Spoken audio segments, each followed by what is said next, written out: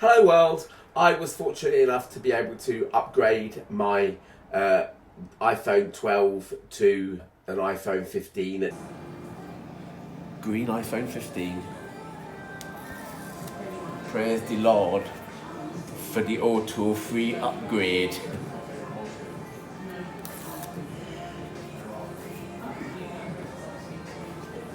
Oh, it is lovely actually. Thought I'd have a go at testing out the camera, being as how photography is something I'm interested in. And this video is basically to tell you what I think's wrong and what I think's right about the iPhone 15 camera. Now, please don't get the impression that I am going to spend, the next 20 minutes or so dissing the camera. There's no way I'm going to do that. Apple, way back in 2007, when they introduced the iPhone, did something to democratize photography, because up until then, cameras on phones were really rubbish. And yeah, you can argue that the iPhone 1 in 2007's camera was still not particularly groundbreaking, but what it's done is it has brought photography to the masses. It has completely democratized photography. Because, if you were to go back to my childhood, the 80s, you would see the same issues with what I'm going to talk about today, but the photos weren't very good.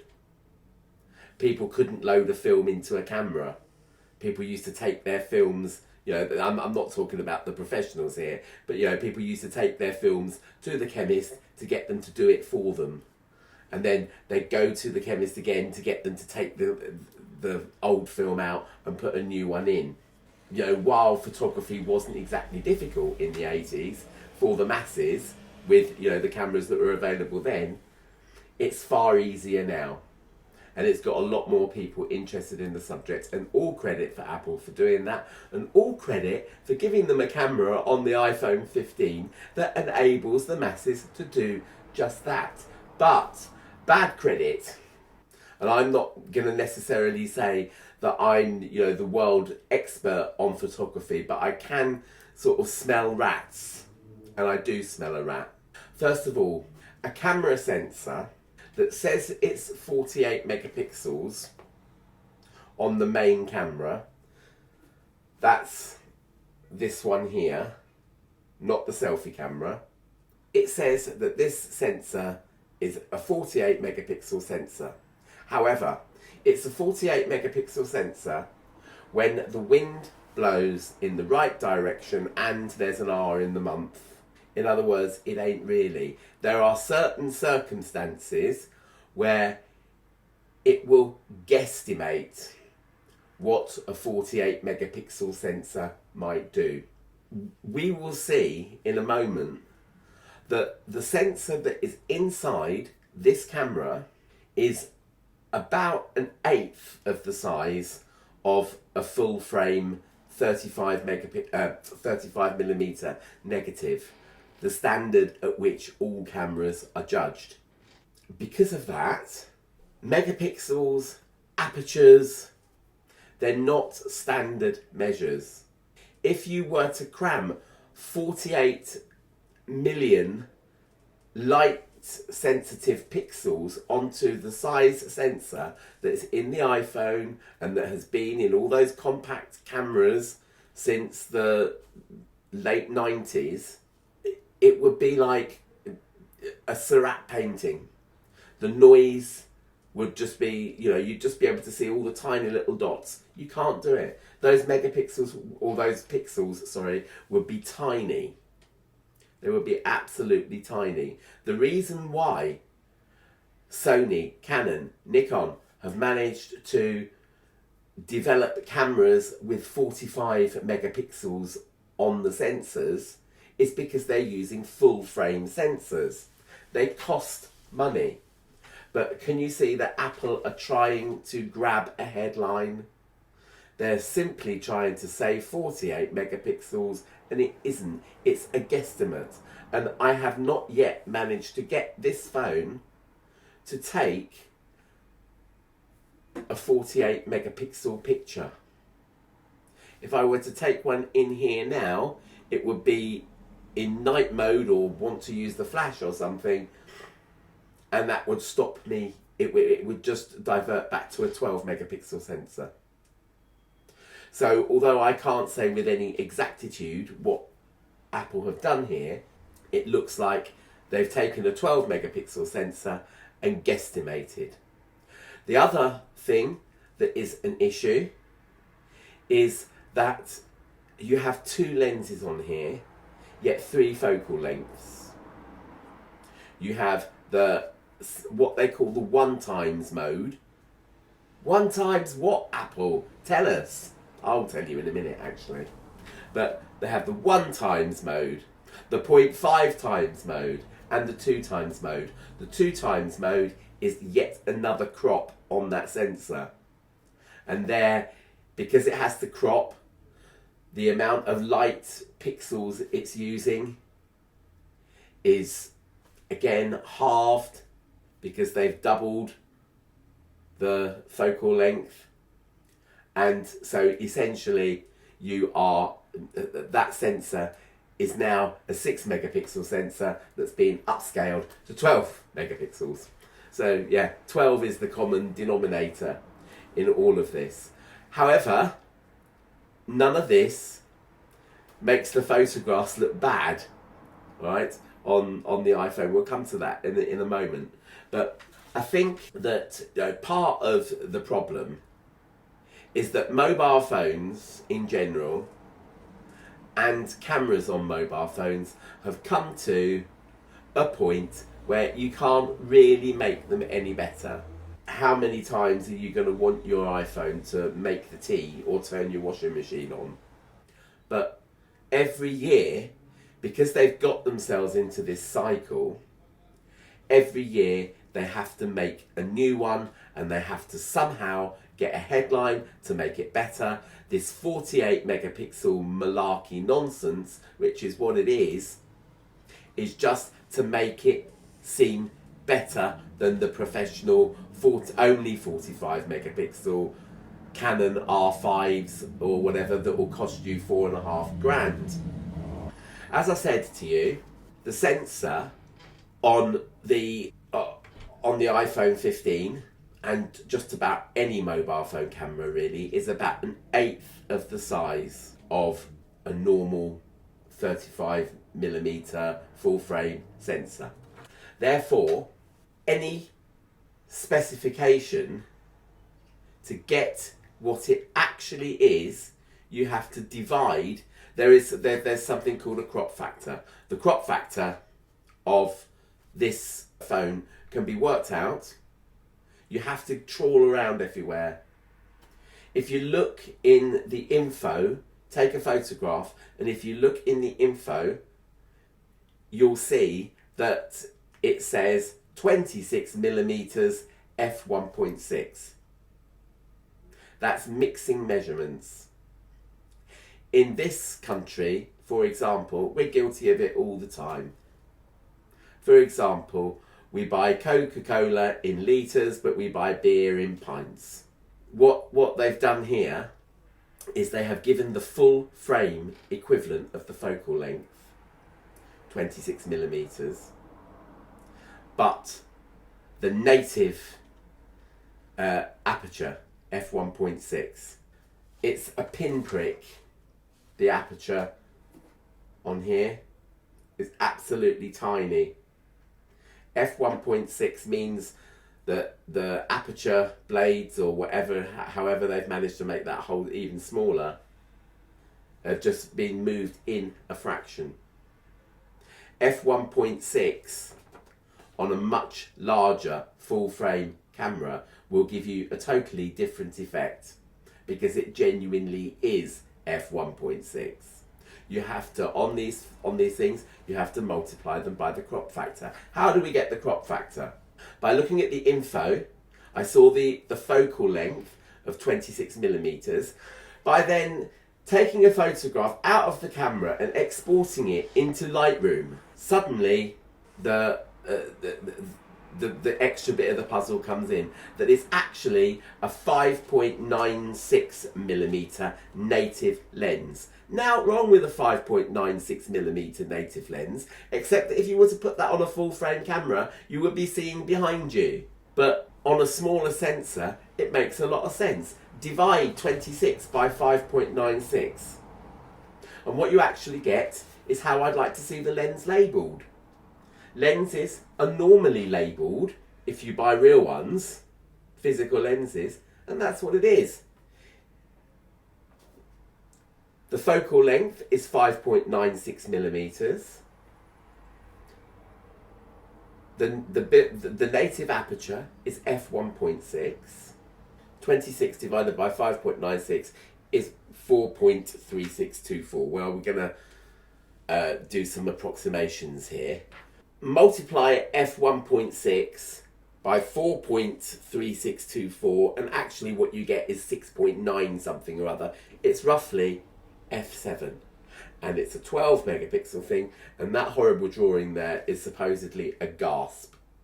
But that's what I'd like to see on the lens label. All the information. I shouldn't really have to go around hunting for it. Here we are in Lightroom. This photograph here was taken on the iPhone 15 in its 1x configuration in daylight. It's actually given me a 24 megapixel picture. I can prove that if I go into the library, because again you've got to dart around to find the information that you want. But look, the dimensions are here, and a little bit of jiggery pokery, you can work out that that's 24 megapixels, 24 million in other words. All right, you can see that it's 5.96mm f1.6. I'm just looking underneath the histogram here. This ISO 50 is, again, it's a bone of contention. There is a formula whereby you can work out what the 35mm equivalent is. Ask Tony Northrup. I've forgotten, basically, what the formula is, but that's not a genuine ISO 50 either, or at least it's not an ISO 50 as a 35mm or full frame camera would see it. Okay, so this is a specification that looks good. This 5.96mm looks odd. This f1.6 looks good, but actually it's 26mm f7, and I'm guessing an ISO of about 400, maybe even 800. But what's wrong with that picture, folks? Apart from the fact that I'm too short and couldn't get the top of the building in. It's Mitchell and Priory, by the way. What's wrong with that picture? Absolutely nothing. Absolutely nothing. I clicked the auto develop thing here, as I've done on all of these pictures. There's nothing wrong with that at all. 26mm gives you a pleasant field of view, nice and wide, so that when you see that lovely view outside your hotel room in the Lake District, you can turn your phone on, leave it in the 1x lens configuration, and just take a picture. That f8, more or less, it's f7, but let's say f8 because that's your standard. That will ensure that everything is front to back sharp. You can even see Oliver and Hannah there. They're not unsharp, even if I zoom into insane levels. This is the same lens, cropped to 52mm equivalent. So in other words, that is your standard nifty 50 lens. Nothing wrong with it. It's really nice. It's now, if I go into the library, 4x3, that's 12 megapixels.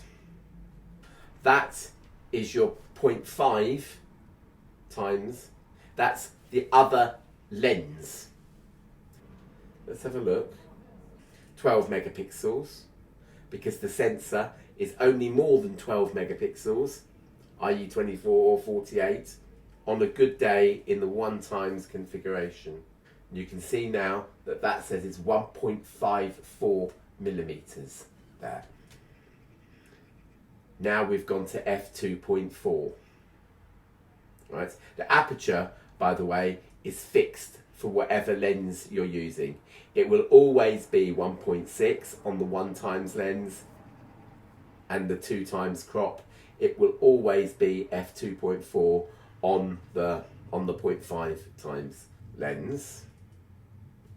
Your shutter speeds are variable, so it's basically an aperture priority lens. Varies the shutter speed, but keeps the aperture the same. This is my normal camera, my Canon EOS R. Hannah took it. I'm looking rather grumpy there. I'm sorry if I look grumpy. I probably wasn't really being grumpy. Actually, I probably was. This is f4, but it's a native f4 at 46mm, which couldn't exactly get the zoom to the right thing. I stuck the camera on fully automatic. I would have liked it to have been magic and turned out at 52mm, but no, it didn't, because probably Hannah moved the zoom slightly. You've got what's called bokeh in the background here. This is a slight blur. Again, there is a feature on the iPhone where you can blur the background. This is me at roughly the same focal length. I tried to get Hannah to stay where she was, but she moved slightly for the Canon picture. But as you can see, the colours here are a bit full on. I don't think I'm quite that red, for example. This f1.6 on a full frame camera would have blurred that background very considerably. f4, which is the maximum aperture of the 24 to 105 zoom that I was using here, has blurred the background. As I say, in the iPhone, you can post-production go in and blur the background, as you can in any piece of photo editing software. It's only been a feature that's been present since the late 90s, when the first editions of Photoshop were coming out. However, Apple have again chosen to lie. If you go into their editing mode and blur the background, they've put f1.6, f1.4, I think they go down to f1.2 or even whatever, and they give this blurring out feature, which really doesn't look very much like a physical lens blurring out the background of a photograph. And they put this F thingy on there, whereas for any other piece of editing software, in fact, it's just a slider. It's just a slider with, ridiculously blurred at one end and ridiculously sharp at the other end, and in the middle something more moderate and more believable. Nice photograph. Probably nothing wrong with it except the bloke in the picture. This is an indoor picture as taken by my Canon. My Canon was set into RAW mode. In RAW mode, that is how cameras would see that scene. You can see it's a really very difficult scene. You've got a bright sunny day outside, as October is proving to be here in the UK, and you've got a relatively dark interior, and the camera is sitting there judging. And what the iPhone does, in common with all phones that take JPEG pictures, in fact it's not really the iPhone doing it at all, it's the JPEG format, is that it takes the picture, sees it a bit like that, and then applies a whole load of edits to it before you even get to see it on your screen. In a split second, it's just made a decision about the editing, and JPEGs have already had those sorts of corrections baked into them.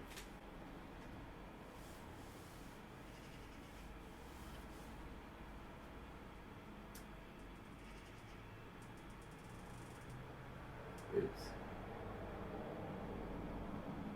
So this is